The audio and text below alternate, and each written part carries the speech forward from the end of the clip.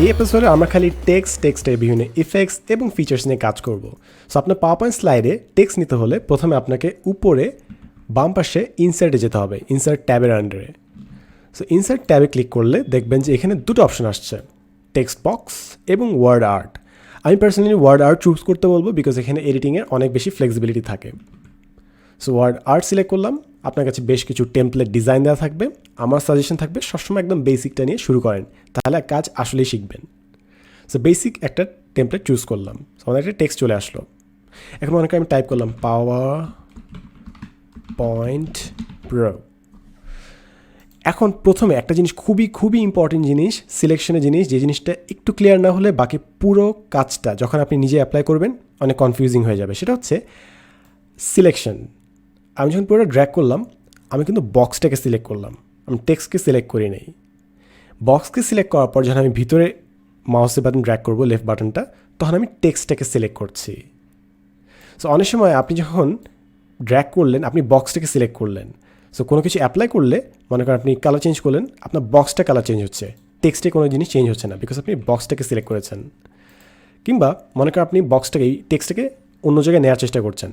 So আপনি বক্সে select করে টেক্সটে সিলেক্ট করছেন, বাট মুভ হচ্ছে না, জিনিসটা এলোমেলো হয়ে যাচ্ছে। কারণ মুভ করতে হলে আপনাকে বক্সটা মুভ করতে হবে। আর আপনি যদি টেক্সটটাকে এডিট করতে চান, তাহলে টেক্সটটাকে সিলেক্ট করতে হবে, তারপর আপনি বাদ বাকি যা এডিট করবেন। এই জিনিসটা বারবার খেয়াল করবেন যে আমি কী করছি আসলে। সো টেক্সট যদি আপনি এডিট করতে চান, পুরোটা যদি সিলেক্ট করেন, তাহলে অটোমেটিক আপনার বেশ কিছু এডিটিং অপশন এখানে চলে আসবে। কন্ট্রোল জেড প্রেস করে আবার ফেরত গেলাম, অথবা পুরোটা সিলেক্ট করলেন, এই সিলেকশন ডান। এরপর আপনি চাইলে ফরম্যাটে যেতে পারেন। ফরম্যাটে দেখবেন এখানে একটা অপশন আছে, text feel, text outline, text effects. এটিতে আপনি টেক্সট এডিট করতে পারেন, অথবা জাস্ট একদম বেসিক উপরে বাম পাশে হোম ট্যাবে যান। হোম ট্যাবে দেখবেন এখানে আপনার সবগুলো জিনিস দেয়া আছে, ফন্ট, বোল্ড হবে, ইতালিক হবে, সাইজ কত, এটসেট্রা। সো একটা একটা করে আমরা সবগুলো এক্সপ্লোর করব। একদম ফার্স্টে আমি ফন্টটাকে উপরে নিয়ে গেলাম, তারপর পুরোটাকে সিলেক্ট করলাম, কারণ আমি ফন্টটাকে এডিট করতে চাচ্ছি। বোল্ড, ইতালিক, আন্ডারস্কোর, শ্যাডো, যেটা ইচ্ছা আপনার। কিংবা মনে করেন স্ট্রাইক থ্রু করতে চান, কেটে দিতে চান, কিংবা মনে করেন একটু টাইট লুজ করতে চান।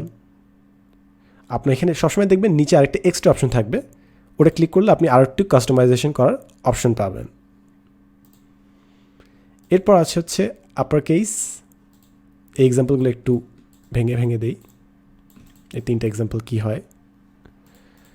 সো এটা হচ্ছে নর্মাল সেন্টেন্স কেস। এরপর হচ্ছে লোয়ার কেস, অর্থাৎ সবগুলো স্মল লেটারে। এরপর হচ্ছে আপার কেস, সবগুলো ক্যাপিটাল লেটারে।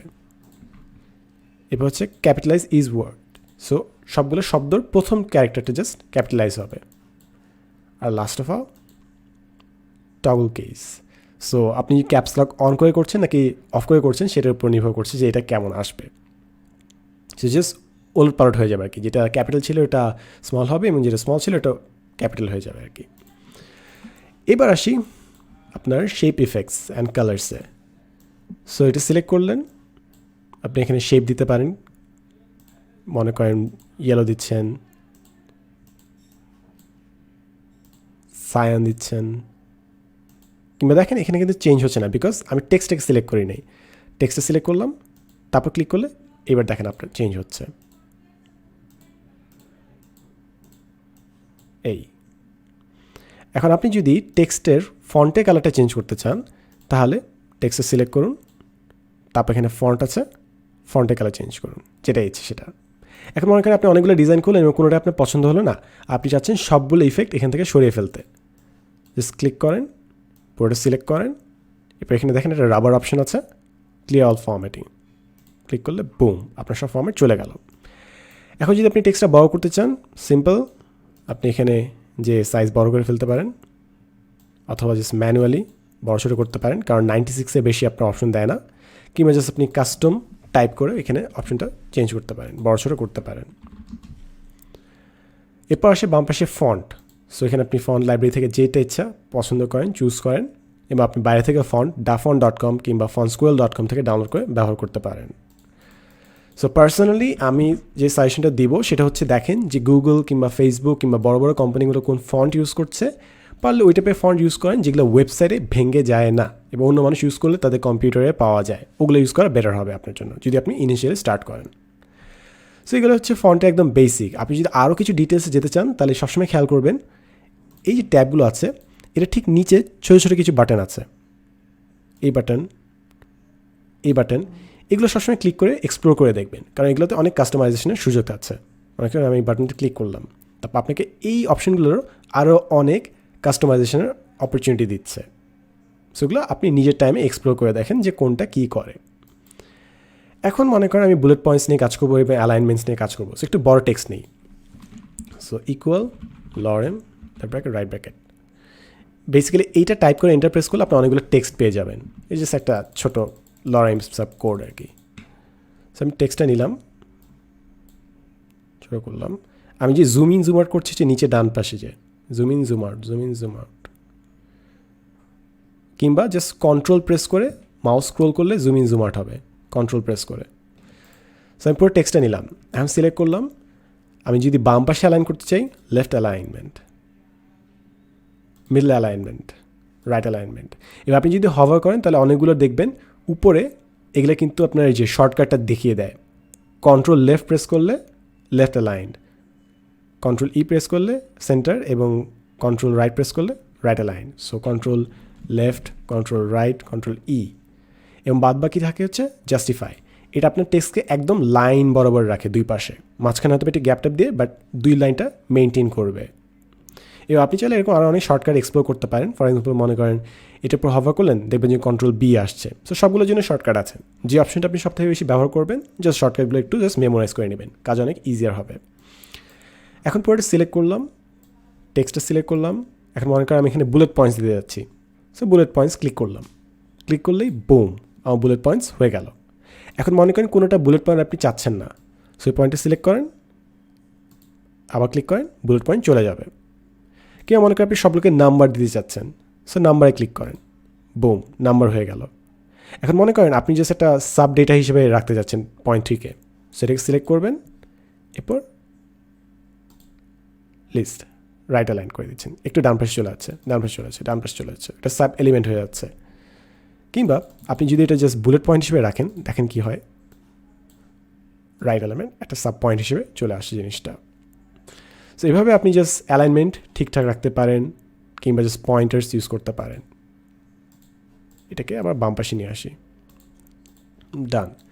এখন আপনি চাইলে পরে সিলেক্ট করতে পারেন, সিলেক্ট করে আপনি এখানে লাইন স্পেসিং বাড়াতে পারেন, কমাতে পারেন। অ্যান্ড অ্যাজ ইউজুয়াল একদম নিচে কাস্টম অপশন আছে, আপনি যদি লাইন স্পেসিং অপশনসে যান তাহলে আপনাকে আরও বেশি অপশন দিবে, আগে স্পেস হবে, পরে স্পেস হবে, কখন স্পেস হবে, সবগুলো। এরপর আছে কলাম, 2 কলামস, 3 কলামস। আপনি মনে করেন 2টো কলাম করলেন, 2টো কলাম করলেন, বুঝে যাচ্ছে না হয়তো এখন।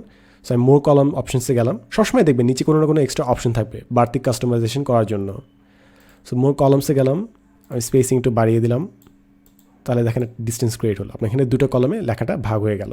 সো আপনার জন্য যেটা সহজ হয়, যেটা কাজে দেয় আসলে। 1 কলমে চলে গেলাম। এরপর আসে হচ্ছে টেক্সট ডিরেকশন। আপনি যদি এখানে খেয়াল করেন দেখবেন টেক্সট ডিরেকশন আছে, align text, convert to smart art. এই পার্টটা ইন্টারেস্টিং। সো টেক্সট ডিরেকশন আপনি যেদিকে টেক্সটটাকে ডিরেক্ট করে রাখতে চাচ্ছেন আর কি, সো যেদিকে কাট করে রাখবেন, যেদিকে টিল্ট করে রাখবেন, সবগুলো। এবং আপনি যদি বাড়তি অপশনসে যান, এখানে দেখবেন আরও কিছু অপশনস আছে, মার্জিন থেকে কত দূরে থাকবে। আমি যদি মার্জিনের পার্টটা বাড়িয়ে দিই তাহলে মার্জিন থেকে দূরে থাকছে। সো কোন সাইড থেকে মার্জিন বেশি হবে ওই সাইডটাও আমি ডিসাইড করতে পারবো আর কি। বাট তো এই অপশনগুলো অফ করে রাখি। এরপর হচ্ছে আপনার অ্যালাইন টেক্সট। সো অ্যালাইন টেক্সটটা কখন কাজ করে একটু এক্সপ্লেন করি। মনে করেন আপনি একটা শেপ নিচ্ছেন, শেপ নিলেন, শেপের ভিতরে আপনি টেক্সটটা নেবেন। সো আমি পুরো টেক্সটটা সিলেক্ট করলাম, রাইট ক্লিক, তারপর কপি অথবা জাস্ট কন্ট্রোল সি। এবার টেক্সটটা সিলেক্ট করেন, শেপটা সিলেক্ট করেন, তারপর আবার ক্লিক করেন, ডাবল ক্লিক, তাহলে আপনার টেক্সট অপশন আসবে। কন্ট্রোল ভি প্রেস করেন, শেপের ভিতর আপনার টেক্সটটা চলে আসলো। এখন আপনি চাইলে অ্যালাইন টেক্সটে যেয়ে টপে অ্যালাইন করতে পারেন অথবা বটমে অ্যালাইন করতে পারেন। অ্যান্ড কিউরিয়াস কেস হচ্ছে আপনি যদি অন্য টাইপের শেপ নেন তাহলে কী হয়। মনে করেন সার্কেল নিলেন, ডাবল ক্লিক, আপনার এই টাইপের টেক্সট আসছে। সো আপনি চাইলে কোনো শেপের ভিতরে আপনার টেক্সটটা নিতে পারেন এবং এটাকে বিভিন্নভাবে এডিট করে ফেলতে পারেন। ডান। এরপর ফাইনাল একটা মজার জিনিস, পুরোটা সিলেক্ট করেন, তারপর দেখবেন এখানে কনভার্ট টু স্মার্ট আর্ট, অর্থাৎ ওইটাকে আপনি খুব দ্রুত একটা ডিজাইনে কনভার্ট করে ফেলবে পাওয়ার পয়েন্ট নিজে থেকেই। সো জাস্ট সিলেক্ট করেন, হভার করেন, দেখবেন বিভিন্ন অপশন অটোমেটিক আপনার টেক্সটটাকে ডিজাইন কনভার্ট করে ফেলছে। As easy as that. Just এটা সিলেক্ট করেন, বুম, আপনার এটা ডিজাইন হয়ে গেল। এরপর দেখেন এখানে আপনি কালার চেঞ্জ করার অপশন পাবেন, আপনি এখানে বিভিন্ন ইফেক্ট দেওয়ার অপশন পাবেন,